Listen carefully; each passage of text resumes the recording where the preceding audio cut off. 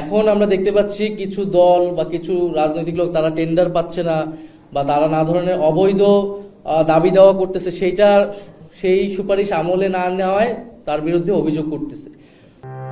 Election commission এই সংকটটা তৈরি করেছে। তারা এই মামলায় কোনো কন্টেস্টই করেনি এবং তারা আপিলও করেনি।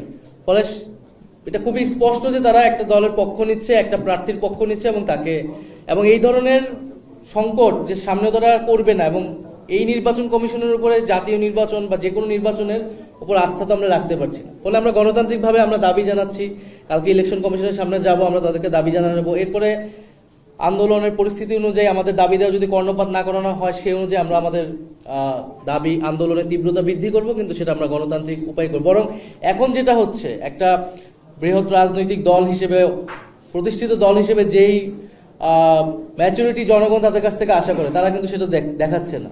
শাহবাগ বন্ধ হচ্ছে, নগর ভবন বন্ধ হচ্ছে, যমুনা ঘেরাওয়ের হুমকি দিচ্ছে, নানাভাবে দেশে একটা অস্থিতিশীলতা তৈরি করার চেষ্টা করছে। ফলে আমি বলবো যে সবাইকেই এই জায়গা থেকে সরে আসা উচিত এবং আলোচনার মাধ্যমে, আমাদের তো এখন একটা আলোচনা, রাজনৈতিক দলগুলোর তো একটা আলোচনার পরিবেশ আছে সরকারের সাথে, এবং আমাদের সব রাজনৈতিক দলের মধ্যে সেই যোগাযোগ, সেই সম্পর্কটা আছে। আমরা যাতে যদি আলোচনার মাধ্যমে, সংলাপের মাধ্যমে আমরা যদি সমাধান করতে পারি, তাহলে এটা দেশের জন্য, সবার জন্যই আসলে ভালো। উত্তর সিটি কর্পোরেশনের যিনি প্রশাসক রয়েছেন মোহাম্মদ এজাজ, ওনার সাথে এনসিপির কোনো সম্পর্ক নাই। এই অভিযোগ যারা করতেছেন তারা রাজনৈতিক উদ্দেশ্য নিয়ে অভিযোগটা করতেছেন।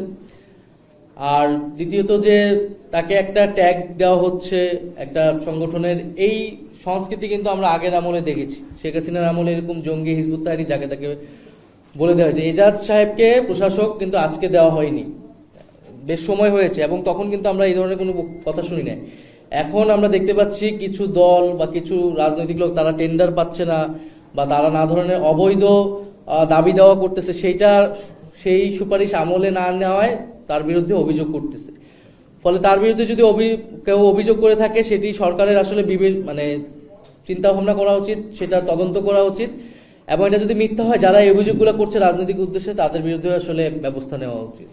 স্থানীয় সরকার নির্বাচনে যদি আমরা এই ভয়কে দিই, জাতীয় নির্বাচনে আসলে কোন ধরনের পরিস্থিতি হবে। ফলে দীর্ঘদিন বাংলাদেশে একটি সুষ্ঠু নিরপেক্ষ নির্বাচন হয়নি। স্থানীয় সরকার নির্বাচনের মাধ্যমে এই সরকারের, প্রশাসনের, নির্বাচন কমিশনের আসলে সক্ষমতা প্রমাণেরও বিষয় রয়েছে, আস্থারও বিষয় রয়েছে। তো সার্বিকভাবে আমরা মনে করছি যে স্থানীয় সরকার নির্বাচন দেওয়ার মাধ্যমেই বর্তমান সংকট দূর হবে এবং দেশের মানুষের আস্থা এবং নির্বাচনী যে সংস্কৃতি, গণতান্ত্রিক যে পরিক্রমা, সেটাই আমরা আসলে এগোতে পারবো।